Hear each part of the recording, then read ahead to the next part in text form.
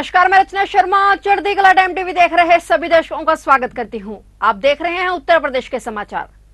मुख्यमंत्री योगी आदित्यनाथ ने पुलिस स्मृति दिवस के अवसर पर अपने जीवन का बलिदान करने वाले पुलिस कर्मियों को श्रद्धांजलि दी और प्रदेश में कानून का राज स्थापित करने में उनकी भूमिका का उल्लेख किया। मुख्यमंत्री योगी आदित्यनाथ ने पुलिस स्मृति दिवस के अवसर पर आयोजित कार्यक्रम में उन सभी पुलिस कर्मियों को विनम्र श्रद्धांजलि दी जो कर्तव्य का पालन करते हुए अपना सर्वोच्च बलिदान देकर अमर हो गए। इस अवसर पर उन्होंने कहा कि यदि यूपी में आज जो कानून का राज स्थापित हुआ है उसमें पुलिस कर्मियों का बड़ा योगदान है। उन्होंने प्रदेश सरकार की तरफ से पुलिस विभाग के लिए की गई घोषणाओं का जिक्र किया। उन्होंने कहा कि प्रदेश सरकार की तरफ से पुलिस कर्मियों के मेधावी बच्चों को छात्रवृत्ति दी गई है। उनकी बहादुरी के लिए गणतंत्र दिवस और स्वतंत्रता दिवस पर पदक देकर सम्मानित किया गया है। उन्होंने कहा कि 1 लाख से अधिक पुलिस कर्मियों को पदोन्नति दी गई है। साथ ही पुलिस के बजट में उल्लेखनीय वृद्धि की गई है। सीएम ने कहा कि प्रदेश में कड़ी पैरवी कर अपराधियों को सजा दिलाई गई है। आज अपराधी या तो जेल में हैं या मारे गए हैं। प्रदेश के 6 जिलों में नारकोटिक्स के थाने बनाए गए हैं।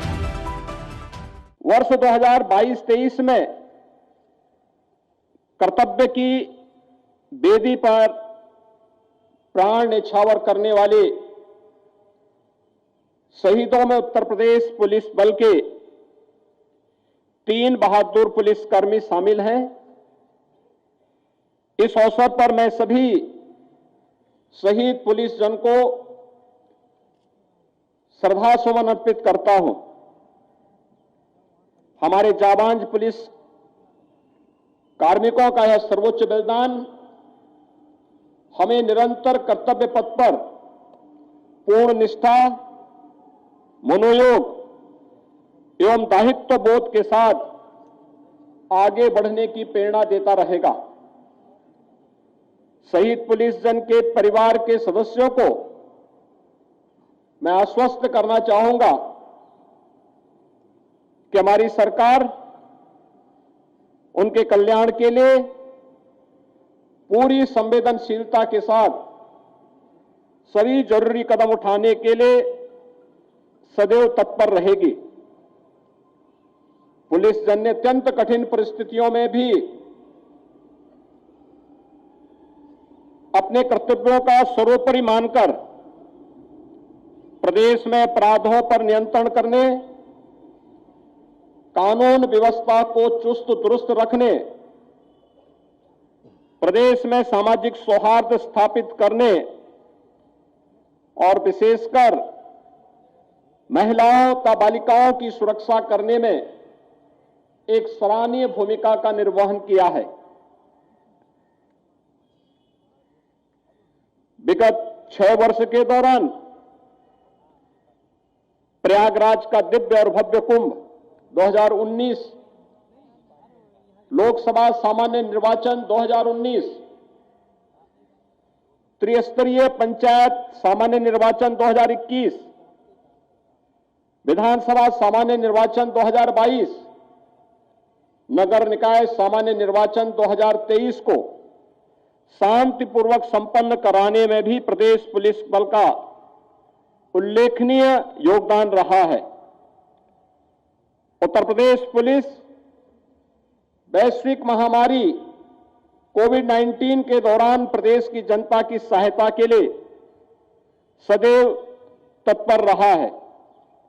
पुलिस कर्मियों द्वारा कोरोना वॉरियर्स के रूप में अभूतपूर्व कार्य किया गया। प्रदेश सरकार द्वारा 1 नवंबर 2022 से 30 सितंबर 2023 के मध्य कर्तव्य पालन के दौरान शहीद पुलिस कर्मियों के साथ साथ केंद्रीय अर्धसैनिक बलों, अन्य प्रदेशों के अर्धसैन्य बलों तथा भारतीय सेना में कार्यरत एवं मूल रूप से उत्तर प्रदेश के रहने वाले 140 शहीद कार्मिकों के आश्रितों को 38 करोड़ 96 लाख रुपए की आर्थिक सहायता भी प्रदान की गई।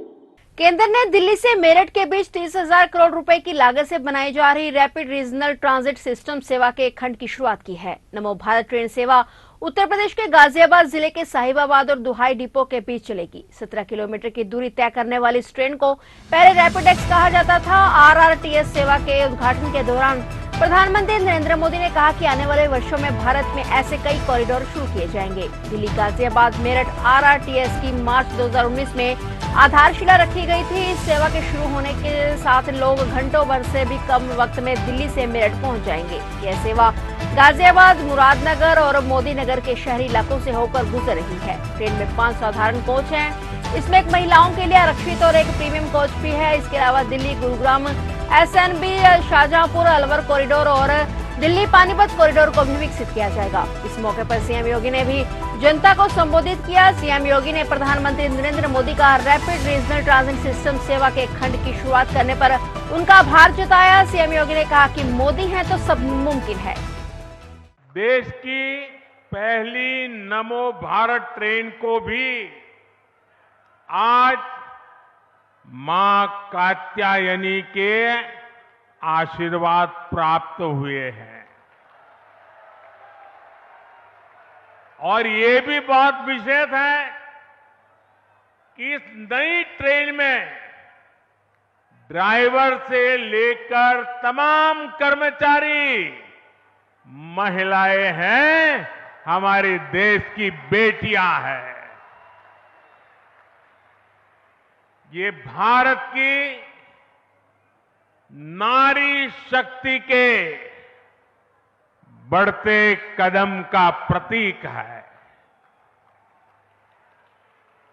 मैं दिल्ली, NCR और पश्चिमी यूपी के सभी लोगों को नवरात्रि के पावन पर्व पर मिले इस उपहार के लिए बहुत बहुत बधाई देता हूं, बहुत बहुत शुभकामनाएं देता हूं। वाराणसी में बाबा विश्वनाथ के धाम में जिस देश की सबसे प्राचीन अविनाशी काशी को आज आपने उसकी पुरातन काया को नए कलेवर के रूप में बदलते हुए देश की पहली रोपवे सर्विस का कार्य भी आज वाराणसी में युद्ध स्तर पर आगे बढ़ रहा है। यह एक नया इंफ्रास्ट्रक्चर हाईवे के रूप में, एक्सप्रेस हाईवे के रूप में, eastern and western dedicated freight corridor के रूप में, लॉजिस्टिक हब के रूप में स्थापित करने के जो प्रयास प्रारंभ हुए हैं, आज उसके चमत्कारिक परिणाम देखने को मिल रहे हैं। और उसी का परिणाम है कि देश ने अपनी आजादी के अमृत महोत्सव वर्ष में इस अत्याधुनिक वर्ल्ड क्लास इंफ्रास्ट्रक्चर के माध्यम से भारत को दुनिया की 5वीं बड़ी अर्थव्यवस्था के रूप में आपके यशस्वी नेतृत्व ने देखा है। इस अवसर पर उत्तर प्रदेश वासियों की ओर से आपका आभार व्यक्त करते हुए देश की पहली RRTS को आज शुभारंभ करने के लिए और कितनी शानदार रैपिड रेल है। 150 किलोमीटर तक हम लोगों ने इस यात्रा में भी आदरणीय प्रधानमंत्री जी के नेतृत्व में, उनके मार्गदर्शन में इसकी यात्रा स्वयं भी की। दिल्ली से मेरठ की दूरी को कम कर देगी यह सेवा। इससे पहले मेरठ को 12 लेन के एक्सप्रेस हाईवे के साथ जोड़ा जा चुका था और 12 लेन का 12 लेन का एक्सप्रेस हाईवे उत्तर प्रदेश में यह कभी एक सपना था, लेकिन आज मोदी है तो मुमकिन है। यह सपना इस रूप में साकार होकर के उत्तर प्रदेशवासी भी, देशवासी भी देख रहे हैं।